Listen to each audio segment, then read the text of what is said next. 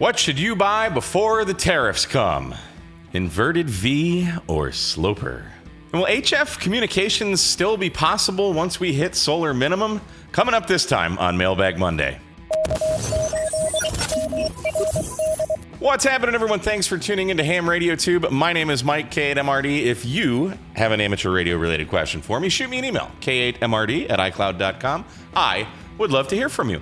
We've got I almost said four, fantastic questions today.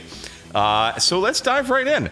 This first viewer writes, Mike, no politics here. And guys, let's not get into a political rant in the comments of this video. If you want to comment on something, tell me how much you hate me for making APRS videos. He says, just a ham wanting to save money. If tariffs are coming, what are some best buys before costs come up? Lithium iron phosphate, inverters, cables, blah, blah, blah. He says, my meter is good, but what would you suggest? Well, if your meter is good, then you're good. Buy beloved, I think he means my beloved XYL would more than tariff me if I bought a rig. What would you recommend?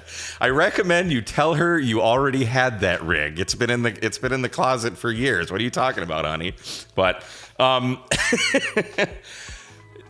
really, I would be concerned about stuff from China, which unfortunately is a whole lot. And I would be looking at, like, batteries would be my number one. If you're into batteries, or if you want a battery, the price of lithium iron phosphate batteries is so incredibly low right now. I mean, we're under $200 for lithium iron phosphate batteries, 100 amp hour with low temperature charge protection, all that stuff. And would you believe that I have an Amazon store that has all kinds of stuff to pretty much every single subject that you're talking about? So let me just show you really quick, and I'll highlight some things and just go to my Amazon store and look at stuff, because these are all things I use, review, would actually recommend because they don't suck. So let's hop over to Amazon real quick. So here's my storefront. I got all kinds of stuff into categories. So we're inverters, battery meters, flashlights, antennas, etc. So you asked about inverters. This Li-Time 3000 watt pure sine wave inverter is the inverter that I use for, like, when power is out. I use it for all my battery videos. It's fantastic. It's 3000 freaking watts. It is RF quiet, which is most important. It's $309. It's freaking awesome. So if you want a big inverter, I would take a look at that. These little Giandels, I've got both of these. Both RF quiet. They're both pure sine wave. They're very, very tiny. This is the red one. I recently just bought that silver one to the left of the red one. This guy, I bought it just because it has USB-C. This lives in my car. I've got a little compartment in the back hatch where this fits, along with some other things that just you gotta have. Flashlights, I'm a huge flashlight nerd. I literally just bought this Olight O-Clip like 3 days ago because it's brand new, and I was like, I need this in my life because I don't have enough flashlights and never will, no matter how many I have. But this is awesome, $40. I bought it in the orange because I think it's nice, and I texted Josh because I didn't think he'd have one, and that son of a gun already had it. Thought I was going to have a gadget before Josh, but not. So huge Olight fan. I've done several videos on these. These are Chinese, but holy crap, are they good quality. So stuff like that would probably go up. You talked about meters. I use these Droke battery meters now in my battery boxes. Like, this is the one that I'm using now, the most recent one. This is the one, like, you can look at them. They're different. This one is 100 amp with base. And I just thought it meant it has this little plastic underneath the shunt for, like, mounting. Turns out the display is different too. And I actually like this display a little bit better. Just gives you a little bit more information. $50, kind of hard to go wrong there. This Pine Sil soldering iron, I just did a review on this. I am absolutely in love with it. It's $40. It's pure Chinesium, but holy crap, does it work? It's a USB-C or 12 to 24 volts powers it. So perfect for out in the field. That lives in my 30 amp hour battery box that I just built. Batteries, I've got two different pages for batteries. One's just all watt cycle. I think I did a promotion for them or something, so I have just a watt cycle page. But I've got, I am a huge fan of the mini 100 amp hours. I think this one right here, which is not available right now. Let's see if we can find another one. But like any of the 100 amp hour minis, or even, you know, depending on the size you want. But these XZNYs, I reviewed both of these. These are really good. One's a 280 amp hour. This is a 310 amp hour. Holy crap, $400. 33% off right now for 280 amp hour battery. This is in storage in my bathroom right now in the closet. Fantastic batteries. These Pale Blues, this is a US company. We'll just throw a shout out to them. Here's a Watt Cycle Mini 100 amp hour. This XZNY is fantastic. I just made a battery box recently with this Cyclin Bat, $174. This Cyclin Bat, I think all three of these, Cyclin Bat, XZNY, and this Watt Cycle might not. Oh, this does have low temperature charge protection. Yeah. So all three of these have low temperature charge protection. Charge controllers, I generally use Genasun and Bioenno. I don't really use a lot of Chinese charge controllers, but this one right here from Battery of Power is a 40 amp charge controller that I use for here in the house. It's fantastic, RF quiet. It's got a mobile app, so you can monitor everything that's going on without having to actually look at the screen. $118, kind of can't go wrong for a 40 amp. And the input voltage on this, like you can put your panels in series and up the voltage, so you get less transmission line loss to the. I think the max input voltage is close to 100 volts, if not around there. So like you can really amp it up. So I'm thinking of putting my panels in series to do that. Radioddity makes fantastic batteries. I've only reviewed two or three of them, but all of their batteries have done everything they're advertised to do. Here's a 300 amp hour for $569. Now that's a big honker. Here's a 100 amp hour mini for $200. I believe this has low temperature charge protection too. So there's all kinds of stuff. Multimeters. I mean, this Klein multimeter right here, I don't think you can actually get it on Amazon. I just put it on here just so you can see what I use. This is the meter that I use for like actual volts and stuff and continuity. This is the actual meter that I use like every day. I believe I bought it at Lowe's or Home Depot, whichever one sells Klein. It was like, I think $75 or something. And then this Kaiweets meter, this clamp meter, this is the one that I use in all my battery testing videos. I don't really use this to test voltage and stuff, but it's pretty good. It's not quite as accurate, but I just use this to test for this clamp meter to put on the power cables so I know how much current we're running through all the wires. This little guy, $16 for a multimeter. This lives in my car with my portable bidet and my inverter. It's $16. It's just auto sensing, so it knows if it's DC, it knows if it's AC, it knows if it's continuity. You literally just turn it on, and whatever you connect it to, it just knows. Not the most accurate thing in the world, but for $16, something to throw in your car. I mean, just pure Chinesium again, but it's a freaking great meter for what it is. HTs, if you got an ICOM battery, like ID50, ID52, any of those same batteries. This iFreakTech, I did a video on these. Fantastic batteries if you want a replacement battery. Here's a charger for it. This is sitting on my sitting right here for charging my ICOM. So there's a 272 copy, and then this is like the bigger, higher capacity battery for ICOMs. Like this is on my 705 right now, and they work great. I think they advertise it as a 3300. I think I pulled like 3,000 milliamp hours out of it, but for, $38, kind of hard to go wrong. And it goes on and on and on. Like I could sit here all day long and show you. Don't forget to buy a portable bidet though. Baofangs, stock up on Baofangs. Why not? But look at this, $16.90 for a UV5R. They keep going down. Now it says 17. Why did it say 16 a minute ago? Whatever, $17 for a Baofeng. Buy a bunch of those. Like, you can never have too many Baofangs, in my opinion.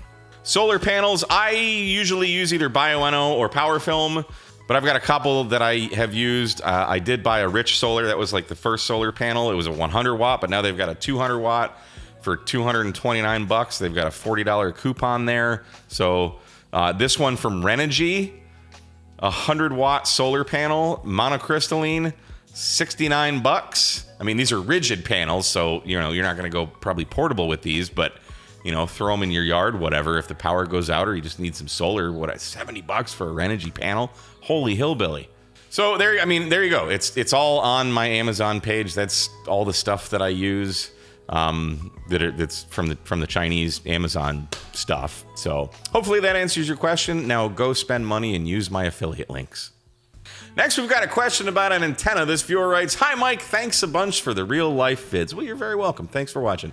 I've recently returned to the hobby after a 20-year hiatus. Welcome back. And have found your YouTube channel very helpful and encouraging. Fantastic. Much has changed since 2005. I've become enamored with 40, 20, 15, 10, and fed half-wave antennas. Hang on. Me too. And built one from the ARRL Ham Kits kit. Great stuff. My question is inverted V or sloper. I understand the sloper will be more unidirectional towards the downside, whereas the inverted V will be more omnidirectional. Which, if either, will get me more FARs. My HOW, homeowner wife, has given approval for one 22-foot mast in the backyard. I would tell her it's 22 feet. But get like a 30 or 35 foot one. Get it up a little bit higher. But she's never gonna measure it. Come on. With anchor points for one or both radiator ends on the wood fence about 5 feet above grade. Running a G90 with a planned purchase of a DX10 100 watt in the spring after I pass my amateur extra.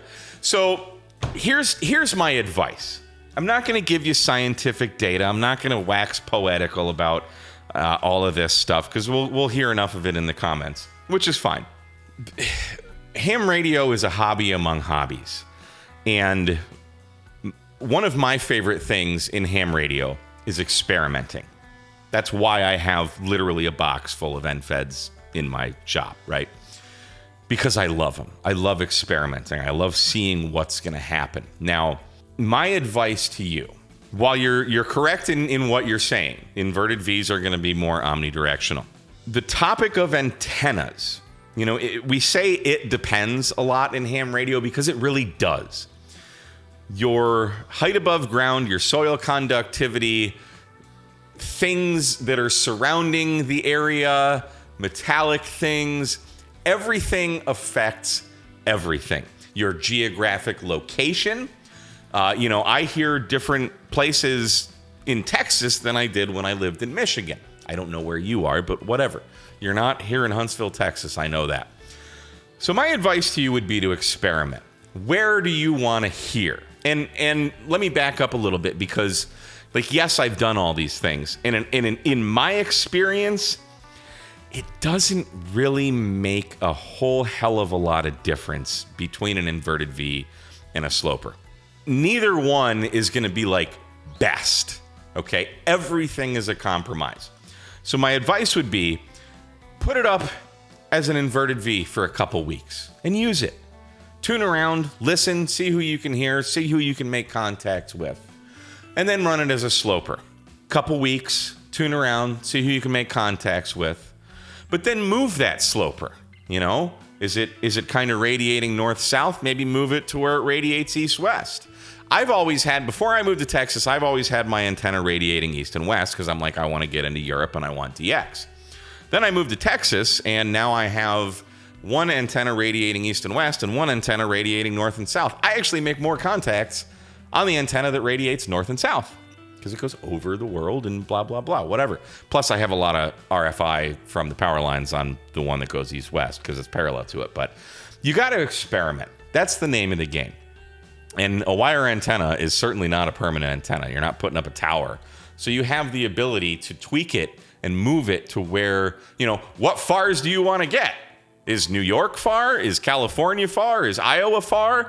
Or are you want to talk to Asiatic Russia and Japan, or in Australia? So you just got to experiment. And that is my final answer. And lastly, we have a question from someone who's not even licensed yet. How cool is this? He writes, this past year, I got GMRS licensed and set up on repeaters so I could be reached at work in an emergency if cell service is down. That's great. So you got GMRS radios for the family. Well, with all my research and YouTube videos, I got hooked on radio. Isn't it addictive? It's awesome. I'm currently reviewing material to get the technician license and start that journey, POTA, SOTA, etc. I never knew how deep this rabbit hole gets in ham radio. Dude, you could come out of the womb with a baofeng in your hands, and by the time you die, you will not have even scratched the surface of the amount of things that you can do in amateur radio. It is amazing. Anyhow, to my question for you, I watched a video on Ham Radio Crash Course. A caller was asking about a better receiving antenna as he mainly listens. Callum from DX Commander was so passionate in that roundtable discussion for the caller to stop listening and stop making contacts, mate. Use your bloody license. That was the worst frickin' Callum impression ever. As the bands won't be available much longer. I've heard that several times now in videos and has me dumbfounded. Through my research, the solar cycle ends around 2030. What is your viewpoint on this subject? Will on-the-air transmit not be possible? Will it be just digital and repeaters for two-way comms?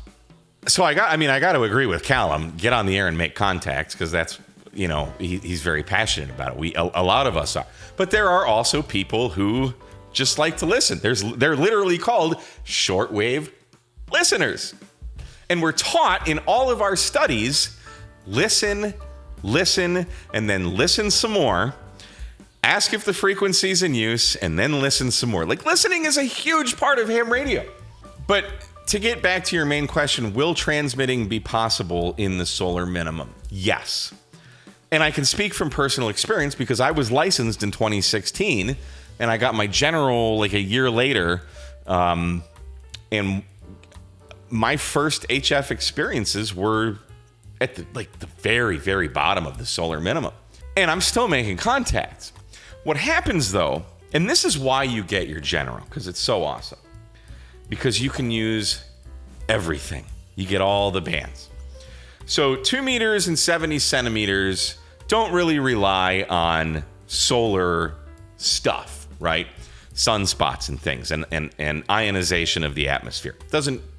2 meters and 70 centimeters aren't really affected by that. They're more line of sight communications. So those are kind of always going to stay the same. What happens during solar minimums, right now we're at solar maximum.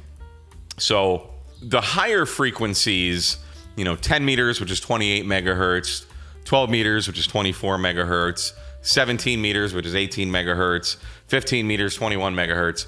Those frequencies are all open like every day. What happens during solar minimum, those frequencies aren't as reliable. Can you still make contacts on them? Sure, anything's possible. Just because the sunspots are minimal doesn't mean there's none. Case in point, my very first contact to Australia. I was still living in Michigan, just outside of Detroit.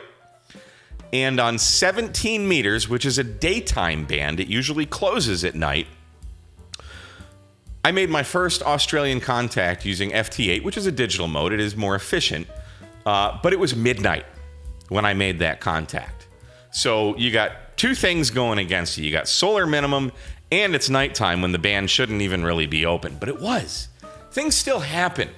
You can still have an amazing amount of fun on ham radio, even in solar minimum. If you watch any of my very, very early videos, those were all shot during solar minimum. This is like when Parks on the Air was first kind of getting its feet wet. All of those contacts were made during solar minimum. Now, you do lose a lot of the frequencies. I mean, they're not totally gone. They're just not like, I can turn on 10 meters right now and make a contact. Like, it's just open. We're at solar maximum. That's what happens. Solar minimum, 6 meters. 6 meters is kind of sporadic, but 10 meters, 12 meters, 17 meters, you're not going to hear a lot of people on them because they're just, the atmosphere isn't doing what it does because of the sun not sending enough magic stuff to ionize the atmosphere to refract our signals back down. But bands like 20 meters and 40 meters, 20 and 40 was like where I hung out all the time back in the early days. 80 meters will still be open at night. So yeah, you can absolutely have a lot more fun. But it's something we all go through. We're all in this together. It's not like just you can't use 17 meters during the solar minimum or 10 meters. It's like we're all there. So everybody just congregates down to 20 meters and 40 meters.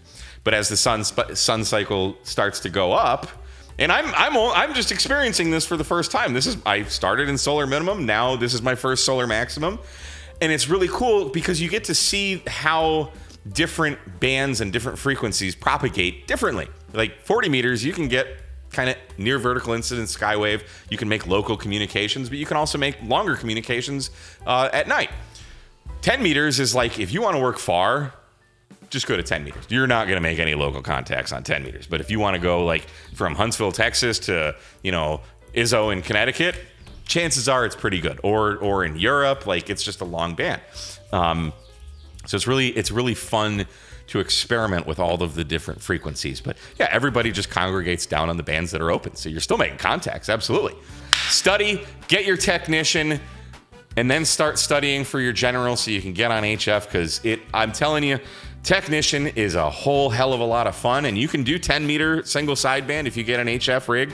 You can do 10 meters right now. Your band privileges as a technician allow you 10 meter single sideband access. You have 28 megahertz to 28.5 megahertz. So that's a lot of bandwidth. You can do FT8, you can do single sideband, you can do CW. For some reason, the FM portion, you can't touch. So like there's mobile radios that have 10 meter FM. Your license privileges don't allow you to do that. But yeah, dude, but going from technician to general for me, holy crap, did it open up a whole new world. And when I made my first DX contact from just outside of Detroit, Michigan to Slovenia on an antenna that I built at a 14 gauge wire that I bought from Home Depot, dude, I was screaming like a little girl. I was so freaking excited. It was the coolest thing in the world, and it still is the coolest thing in the world. So preemptively, welcome to the hobby. And thank you so much for writing in. Guys, my name is Mike. Thanks so much for watching this episode of Mailbag Monday. If you have questions for me, shoot me an email, k8mrd@icloud.com. Until next time, we will see you again on another episode of Ham Radio Tube 73, y'all.